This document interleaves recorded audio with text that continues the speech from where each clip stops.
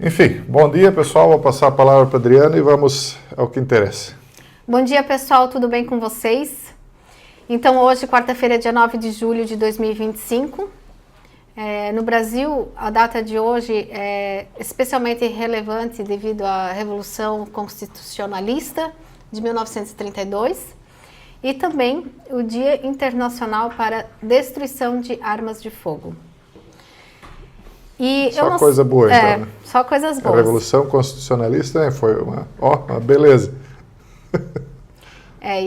Enfim, eu não sei se eu dou a dica de saúde no começo ou no final, já. Sempre no começo. Tá. Adriana, para quem não acompanhou a live de ontem, pessoal, a Adriana sempre vai dar uma dica de saúde no começo das lives, porque a gente entende que existe um processo aí que as pessoas estão se envenenando com as comidas que estão comendo e com outras situações aí.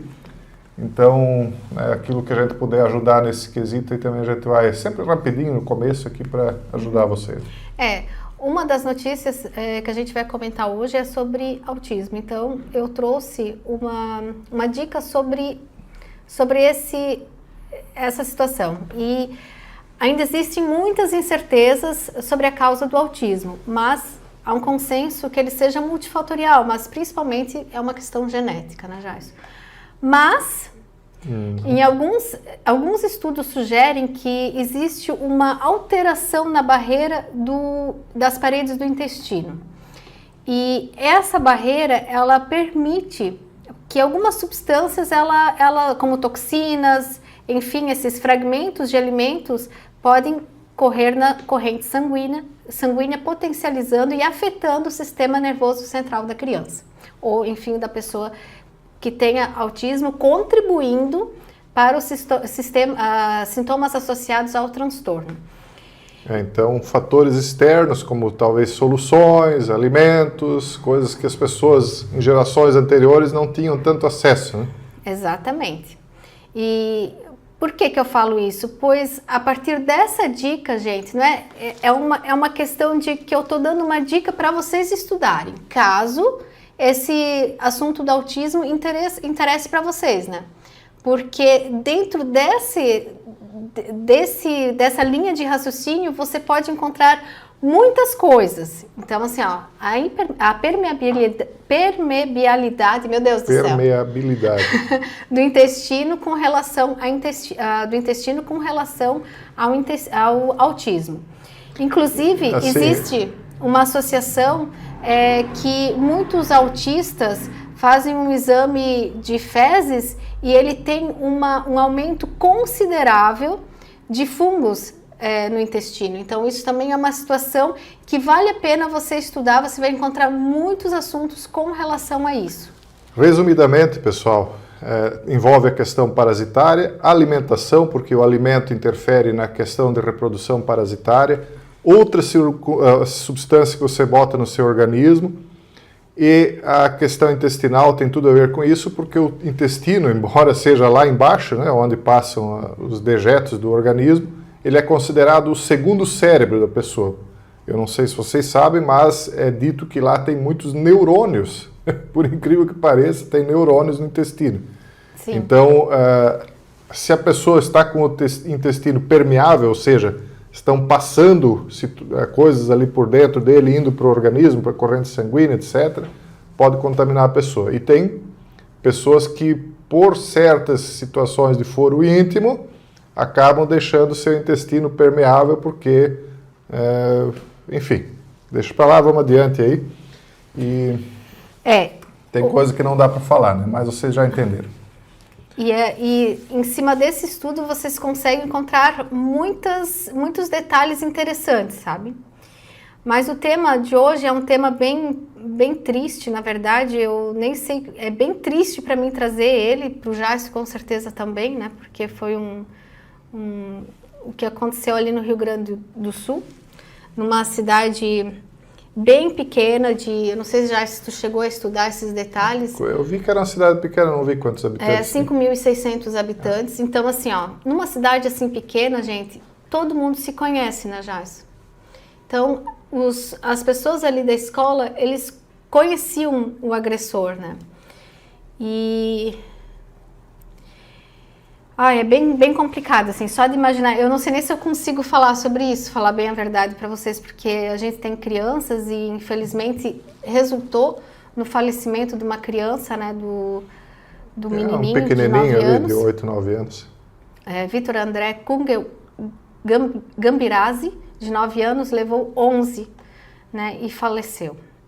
Então, como é que foi que aconteceu, né? Bem rapidamente, para a gente falar sobre esse assunto.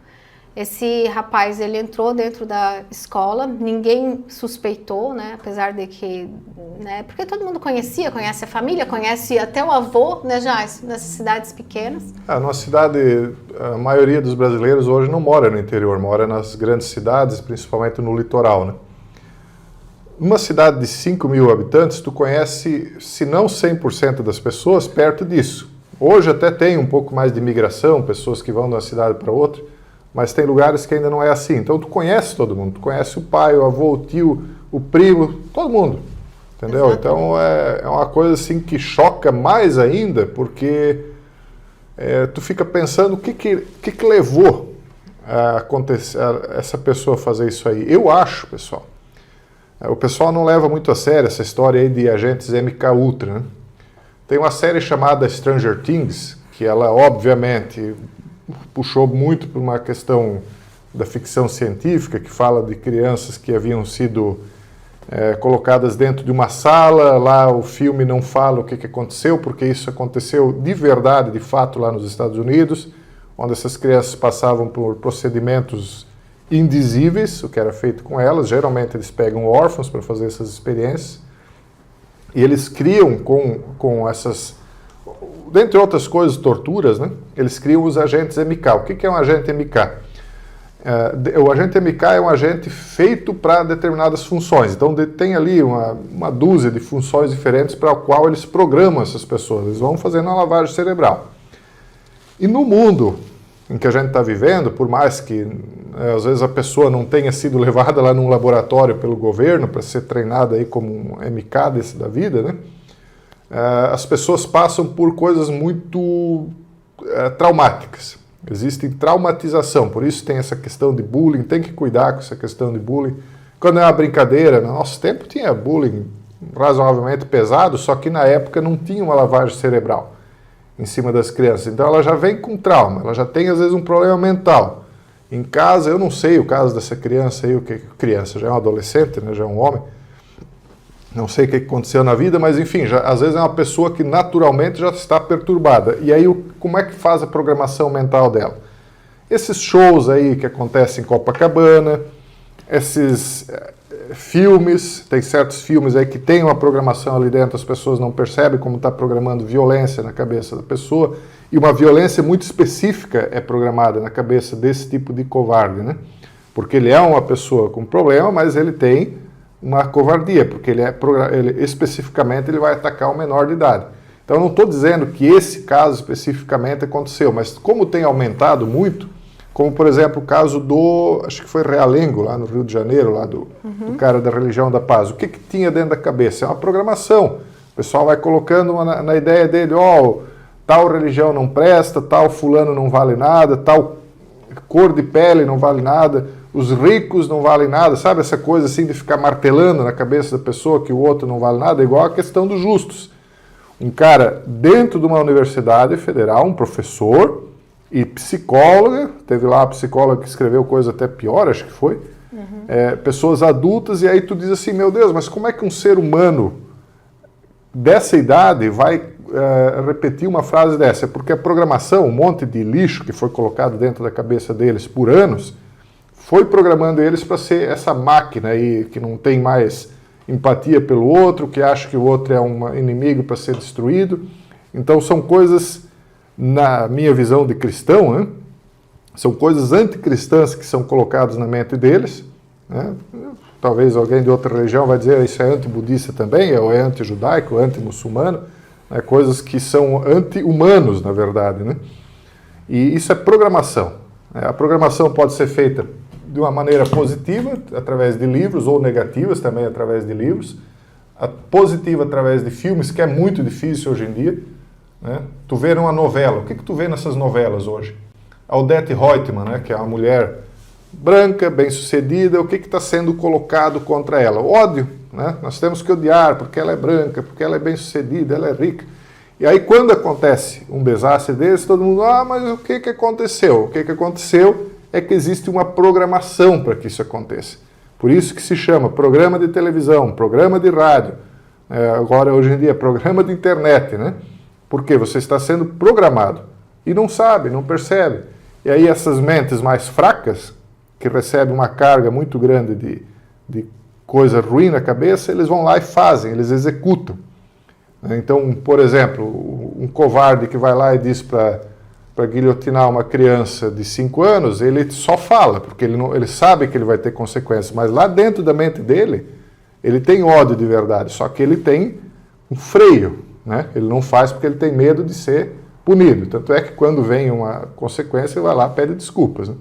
Então é isso, há uma programação mental e isso vai através de toda a mídia, inclusive esses shows de grande monta que são feitos aí, não pense que isso aí, a pessoa que vai lá, ela volta para casa com a mesma mente, porque não volta. Tem coisas que são colocadas na cabeça dela que ela nem percebe. E o ódio é o principal. E são principalmente aqueles que falam muito de amor, que são os que mais estão recebendo cargas de ódio. Sim. E nesse caso ali, né, além da criança que faleceu, infelizmente, menininho bem bonito, inclusive, uma professora de 34 anos também foi atacada, né, tentando defender as crianças, então ela também sofreu mais lesões. Uma heroína que vai ser Exatamente. Esquecida, né? Teve uma professora que foi morta, no outro caso, numa creche, acho que foi, né, Adriana, também, numa escola. Ninguém mais fala dela. Exatamente. Bom, eu não vou entrar em detalhes porque eu não tenho certeza se ela faleceu mesmo, faleceu, né? Faleceu, sim. Foi num ataque que resultou a um incêndio, né?